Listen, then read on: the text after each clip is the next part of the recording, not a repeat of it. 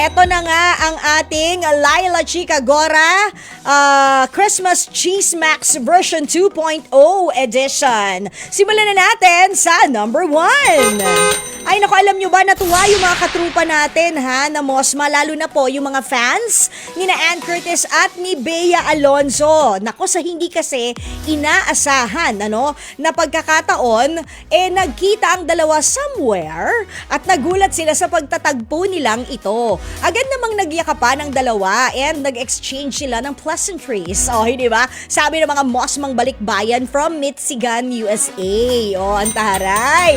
Muli ring nanumbalik sa mga alaala ng mga Mosma ang characters na sina Jackie, that's played by Bea Alonzo, at si Celine, played by Ann Curtis, sa isang teleseryeng pinagbidahan nila noong 2007 to 2008. Naku, ang tandang-tanda ko yan. Yung Maging Sino Ka Man, doon sa kabilang channel.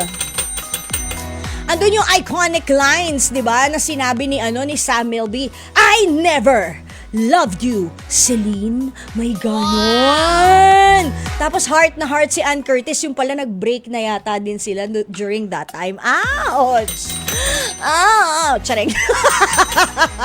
So sabi ng mga Mosmang, nagngangalang Pril Dawn na nag-post sa pagtatagpo ni na Ann at Bea, quote-unquote, Bea Alonzo and Ann Curtis bumped into each other. The interaction we don't know we needed before the year comes to an end. Ang cute, di ba? So sabi naman ng Mosmang balikbayan from Michigan, USA, gusto niya nga makatagpo ang lahat ng batchmates niya noong high school at bibigyan niya ang bawat isa ng pasalubong.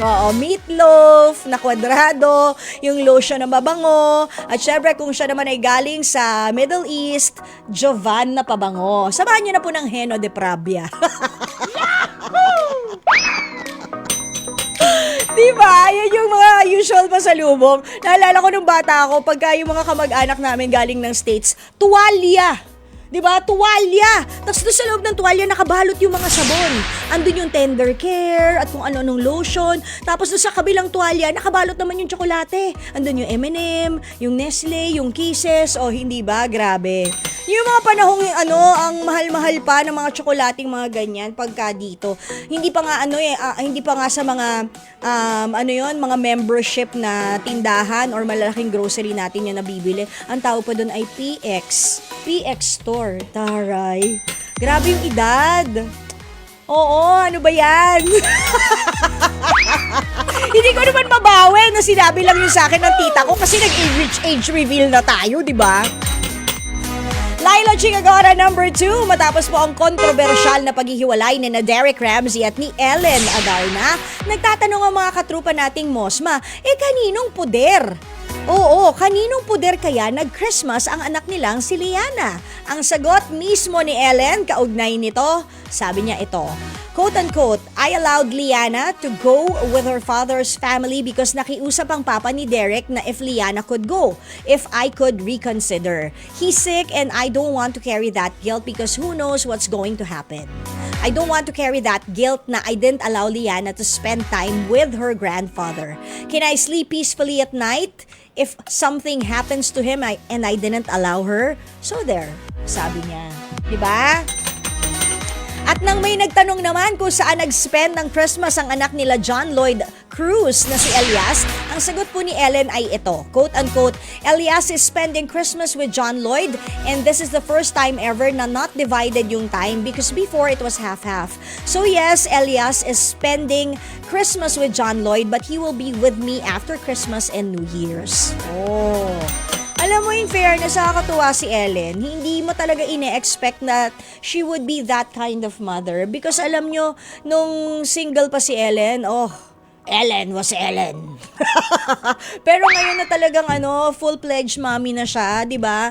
Ang ganda ng parenting skills niya.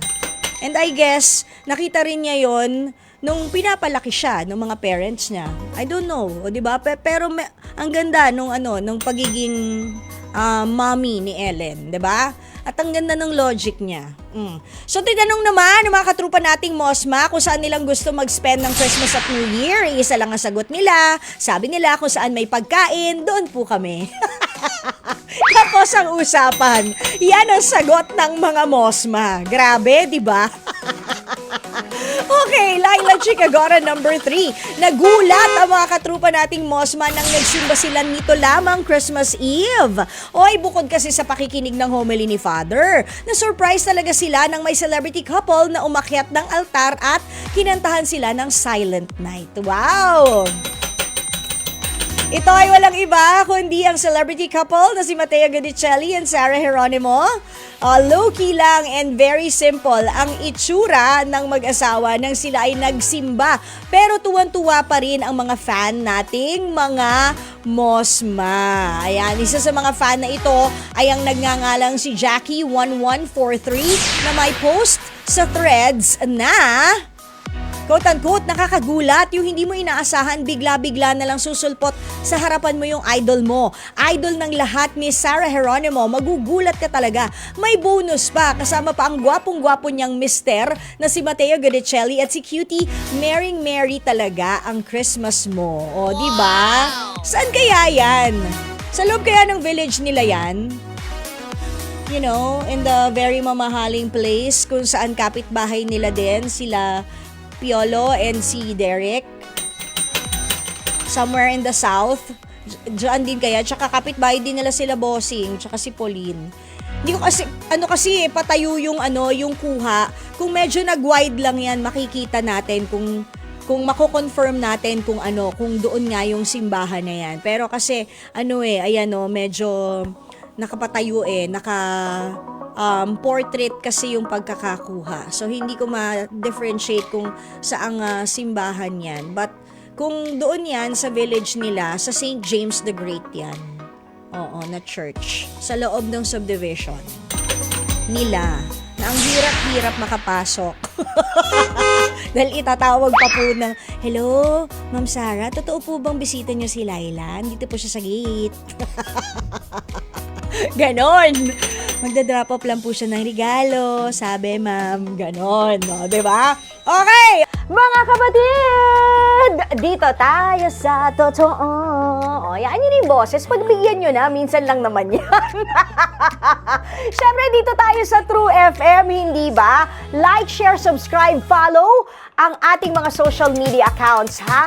At True Network PH. Yun lang ang keyword na hahanapin nyo. TrueNetwork PH. O, like, share, follow, subscribe para bongga talagang levels natin sa FB, sa IG, sa X na dating Twitter, sa YouTube and TikTok, pati na rin sa mga podcast.